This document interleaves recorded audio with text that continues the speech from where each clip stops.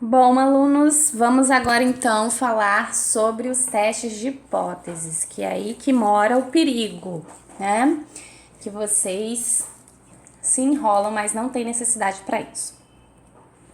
Então vamos fazer um big resumão, ok? Então, para começar a falar de teste de hipóteses, a gente precisa entender o que é um teste estatístico, tá? Para que serve esse teste estatístico? Então, como a gente já sabe, muitas das vezes a gente não tem acesso à população. O que a gente faz? A gente toma uma amostra, que pode ser de diversas formas, que a gente viu até no vídeo anterior, e a partir dessa amostra a gente vai o quê? Inferir algo em relação à população. Então, quando a gente faz essa inferência, a gente precisa saber, será que esses dados, né, que eu coletei por meio da amostra, eles fornecem evidência suficiente, né, para que eu possa aceitar como verdadeira a minha hipótese de pesquisa? Então, aquela hipótese do pesquisador, né, que a gente vai ver mais para frente, que a gente chama de hipótese alternativa.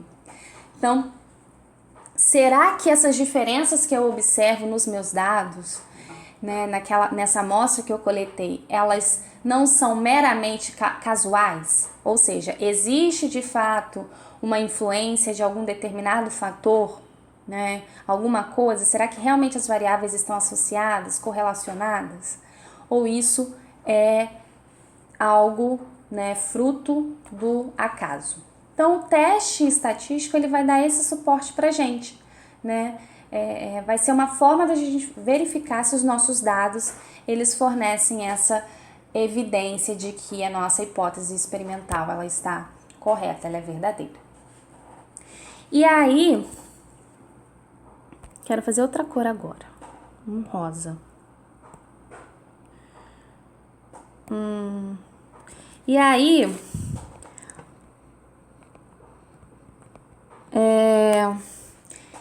E aí a gente tem algumas etapas importantes, né, nesse nosso testes de hipóteses,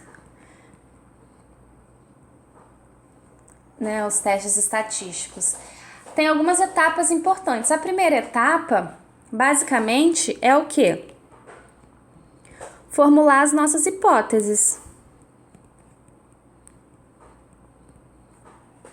né? Na verdade, a hipótese que a gente formula é a hipótese experimental, né, que é chamada de hipótese alternativa, e nós temos a hipótese nula,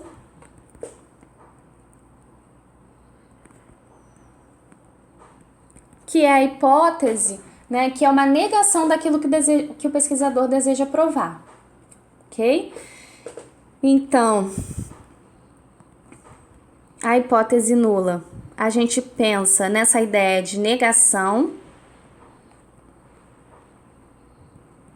enquanto que a hipótese alternativa, que é a hipótese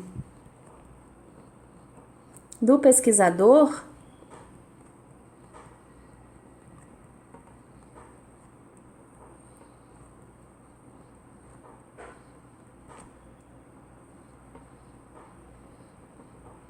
ela vai estar trabalhando, né, o quê? Com aquilo que o pesquisador deseja provar, certo? Então, eu até falei para vocês, né, que a gente vai pensar em 3 palavrinhas mágicas, que é diferença ou difere. A gente vai pensar em associar ou associado, né? Qualquer coisa nesse sentido. E correlacionado.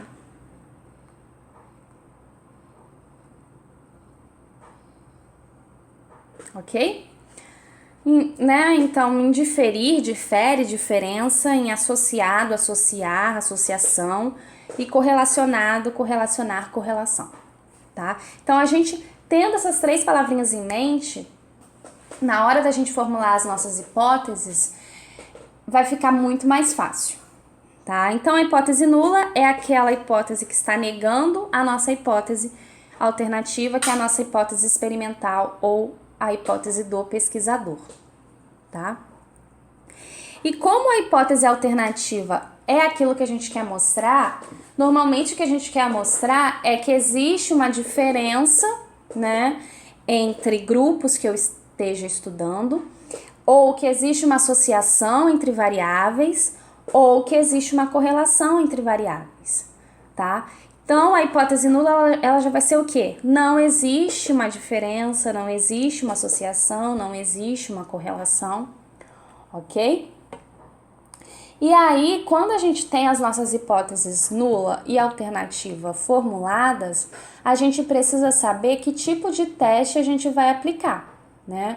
Como que a gente vai calcular a nossa estatística, que é por meio dessa estatística que a gente vai, né, ter um valor P, uma probabilidade associada, ok?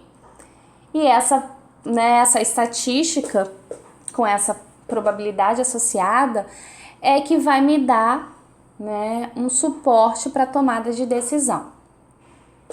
Então, ao ter, né, o meu teste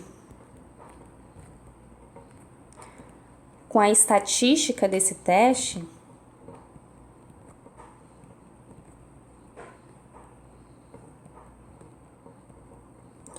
eu vou ter o quê? Eu vou ter o valor P. E o que é esse valor P que a gente tanto fala, né? Ah, valor P, rejeita o valor, a hipótese nula porque é menor que o valor, nível de significância, valor P. Então, toda hora a gente lê isso, né? Valor P, valor P, valor P. O valor P, né, de maneira mais complexa, vamos dizer assim, ele é uma probabilidade, né, uma probabilidade dessa estatística do teste acusar um resultado tão ou mais distante do esperado pela hipótese nula como o resultado da amostra observada. Então, eu falei para vocês na aula de teste de hipóteses que todas as nossas conclusões, né, que toda a nossa análise é feita em cima da hipótese nula. Então, o valor P, ele vai me dar esse suporte para informar se eu rejeito ou não a minha hipótese nula, ok?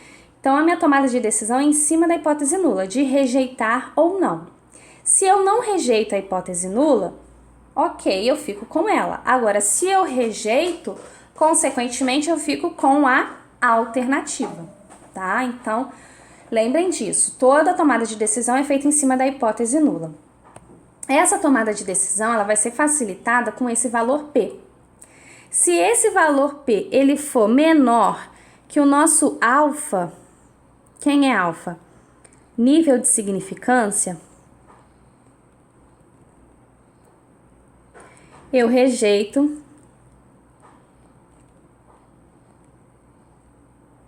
a hipótese nula.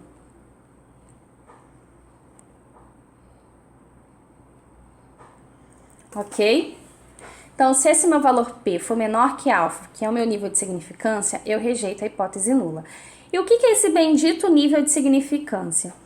Esse nível de significância, que é muito comum ser 0,05, tá? Que é o mais comum. Ele é como se fosse um erro que o pesquisador tolera, tá? É uma probabilidade tolerável de incorrer no erro de rejeitar a hipótese nula quando ela é verdadeira, que é o erro tipo 1, tá? Então, nível de significância é o seguinte, olha, eu aceito rejeitar a hipótese nula quando ela é verdadeira em 5% das vezes. Então, é como se a gente estivesse fazendo a seguinte, né, a seguinte estratégia. Imagine então que eu coletei 100 amostras, né, dessa mesma população, de mesmo tamanho. A partir dessas 100 amostras, né, eu realizei um teste e rejeitei a hipótese nula nessas 100 amostras, tá? Nesses 100 experimentos. Quando eu falo que eu que o meu erro, né, que o erro que eu tolero é de 5%, é que nesse caso, ao rejeitar, né, a hipótese nula nesses 100 experimentos, eu aceito rejeitar quando ela é verdadeira, ou seja, cometer o erro tipo 1, em 5 desses 100, tá? Ou seja, né, em 95 eu vou rejeitar corretamente a hipótese nula, mas em 5 vezes eu vou estar cometendo esse erro tipo 1. Lembrando que isso é um valor em média, ok? Então, se o meu valor P ele está abaixo dessa minha probabilidade tolerável de cometer esse erro, é como se eu pensasse, então eu vou rejeitar a hipótese nula sem muito peso na consciência, tá? Porque esse meu valor P está abaixo do meu limite estipulado de cometer esse erro tipo 1, ok? Então, por isso que quando a gente acha um valor P abaixo do nível de significância, a gente rejeita a hipótese nula e fica com a nossa hipótese experimental. Lembrando, esse nível de significância, ele é estipulado pelo pesquisador antes de realizar o teste. É uma coisa que a gente faz a priori, ok? E aí, a gente também pode falar, né, em 2 nomes importantes, que são os testes bilaterais e unilaterais.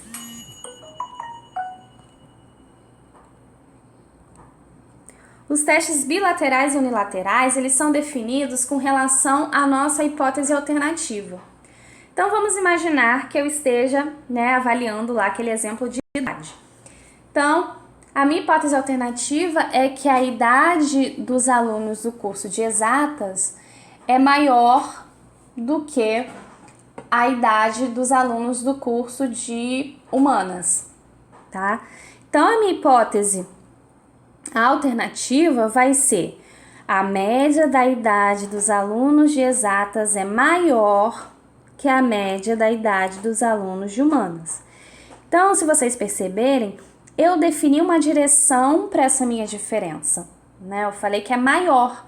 Eu não falei simplesmente que a média dos alunos de exatas difere da média dos alunos de humanas, ok?